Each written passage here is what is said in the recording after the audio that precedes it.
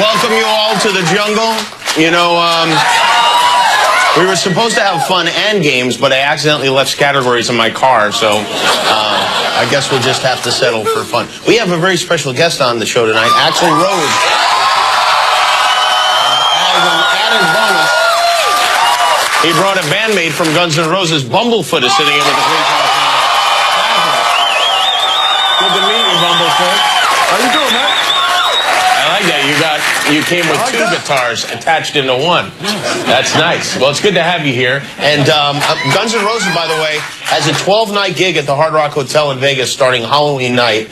It's great to have you sit in. And if my monologue gets boring, just play something, all right? This, by the way, will be the first live television interview AXL has done in 20 years. Or, I should say, it will be the first interview he's done in 20 years if he shows up. He's not here yet. Do you think he's going to be here? My guess, I was talking to the audience before. Yeah. I was trying to calculate, like, my estimated from experience. Yes, right. My guess is 7:23. He's going to arrive. Oh, AM or PM? PM, but tomorrow. Okay, good. Tomorrow. Oh, well, that will be a problem because, well, maybe he'll be here in time for Good Morning America. That would be nice. Hey, Donald Trump.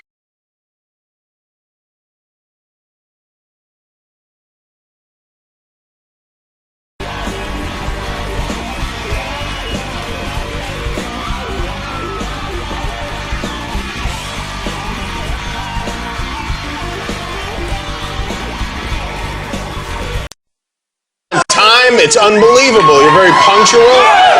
It's a miracle.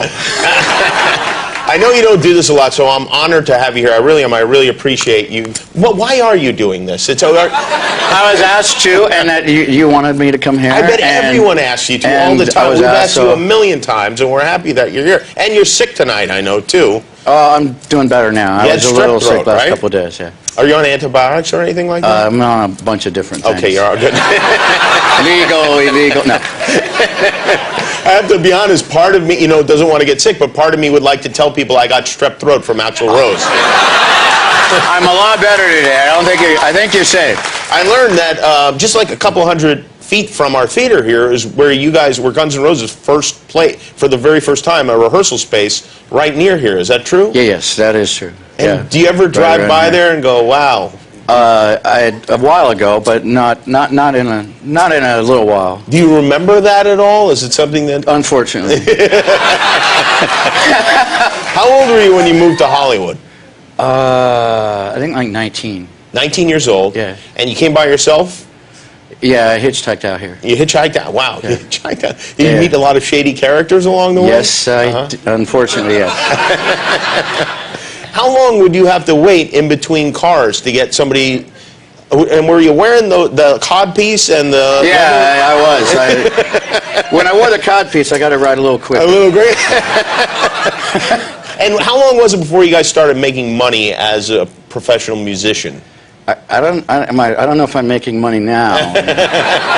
No, a few years after we got Appetite going. What did you do during that time? Did you have jobs before that? Now and then. I worked at Tower Video for a while. The one on Sunset, the big one?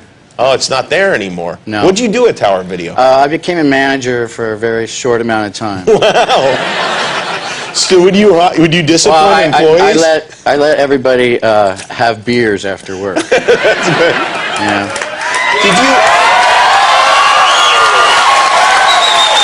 Did you have to, you know, it's funny because I think every video store employee thinks they're going to be a rock star one day. You're the only one that actually did. Well, I hired everybody else, too. I hired people from the old lineup. I hired all my other friends and stuff. We had a great time for a while. I would think so. And as manager, did you have to scold people for being late? A little. I was more lenient. That's a great story. Would you yell at people for not rewinding their VHS tapes? Yeah, that was funny. You noticed this when we walked in. This is a flyer from your. Was this your first band, Rose? Yeah, that was one of the, not exactly, it was one of the first lineups. I like this. They're living fast and they'll die young. See them now. Yeah. Who made this? Did you guys make this yourself? Yeah. Izzy and I, yeah. You and Izzy made this? You put it together? And I have something else that this is from your home, I believe. This is, it appears to be a Halloween tree. Yes, this is one of the most evil things I've ever done. And why? Because we have these Halloween parties, and I decided let's have a Halloween tree. So we did the tree, put the presents, families come with their little kids, and the little kids stand there. And then I would go, wow, you don't have a Halloween tree? Go, no. And then I would give them a present. And then their parents would call me for about 3 months. You son of a... I can't even imagine you answering the door for trick-or-treaters. It's just really fun to have the Halloween tree because they're little faces. And then they're pulling on their parents. Why do they have it? You like Halloween? Love Halloween. Halloween. Do you dress up for Halloween? Sometimes. Sometimes. Do you remember the last costume you wore? No, but once I was a giant ear of corn. Oh, really? Because we have a saying in Guns N' Roses, when somebody's going to get yelled at, they're going to get the corn. The corn. So one year I was the corn. And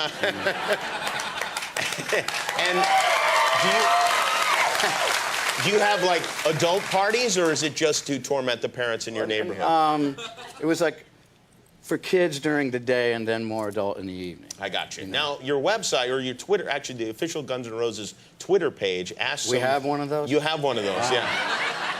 I had a feeling you weren't that involved in the tweeting. No, sometimes, yes, I am. They ask people, they ask your fans to ask what questions they would like me to ask you. I just heard about this. So I'm a conduit in a way here, and I want to ask some of the questions. A woman named Melrose Midori wants to ask if you think it's weird that her teacher has a son named after you. I guess this is a kid. No, I think that's a good thing, and unless I know the teacher. Were you a good student? Yeah, that would be a problem. Hey, Axl, this is from Maggie May 047. If you could go back and redo a year, which year would you pick? That'd probably it'd be somewhere within the last 5 or 6. Oh, really? Oh, yeah. Okay. Yeah. I kind of had a little more fun now. Do you regret your corn rolls? I think they meant corn rows. Do you regret your corn rolls from the 90s? No. Do you have them? Are they in? What I say? In the Smithsonian? It's braided into my hair, so no. Wait a minute! I just thought of something. When you were dressed up as the giant ear of corn, did you have corn rows coming out of it? Yeah, I guess I did. That's double corn there.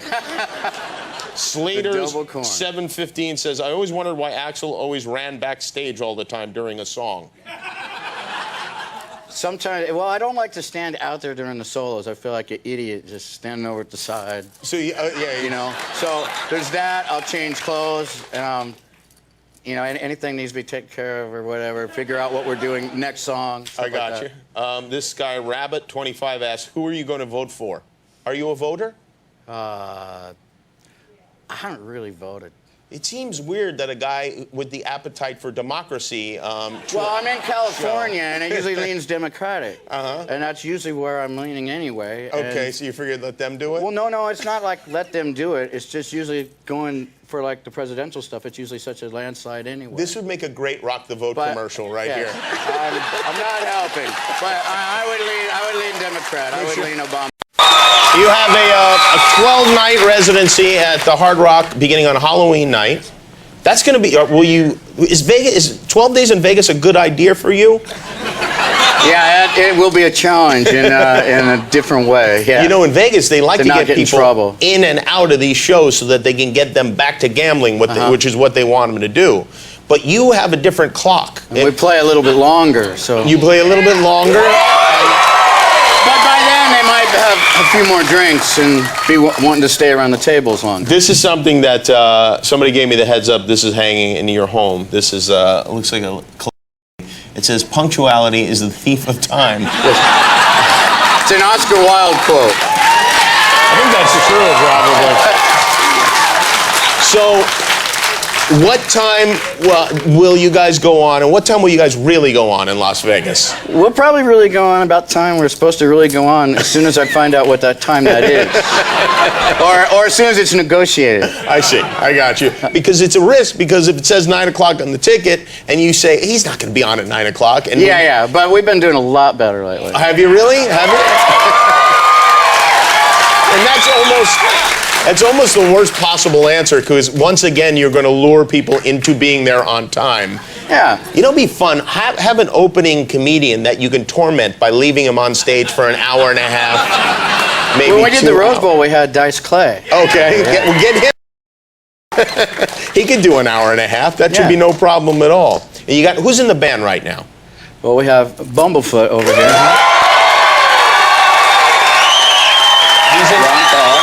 He's in our band too now. Yeah. We have DJ Ashba. Richard Fortas on guitar. Tommy Stinson on bass.